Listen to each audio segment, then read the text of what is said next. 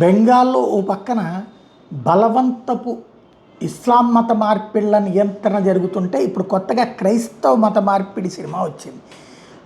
అసన్సోల్లో ఓ పెళ్లి మండపంలో ఒక ప్లాన్డ్గా చేసుకొచ్చారు. అక్కడ పేరుకు ఒక ప్రార్థన సభ, లోపల మాత్రం ఒక భారీ స్కీమ్లే పెట్టారు. డబ్బులు రెడీ అన్నారు, భూమి కావాలంటే రాసిస్తామన్నారు, కోళ్ల ఫారాలు పెట్టుకోవడానికి ఇస్తామన్నారు, జబ్బు నయానికి సంబంధించినటువంటి ప్రార్థనలు చేసి పెడతామన్నారు. ఈ అంశాలు అలా అలా నోట్లో నానేటప్పటికీ అది కాస్త హిందూ సంఘాల నోటీస్కి వచ్చినాయి.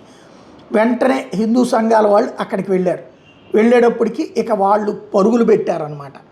ఏదైతే నిలదీసడంతో పాటు రచ్చరచ్చ నడిచింది.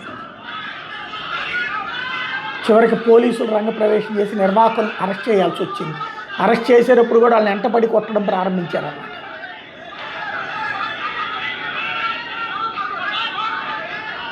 అది మత మార్పిడుల బృందాలని వెంటపడి కొట్టారనమాట జనం.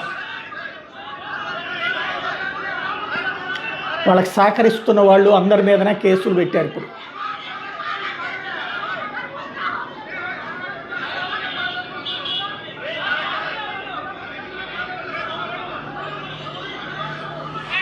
బెంగాల్ భారీగా మారుతోంది మొత్తం మీద.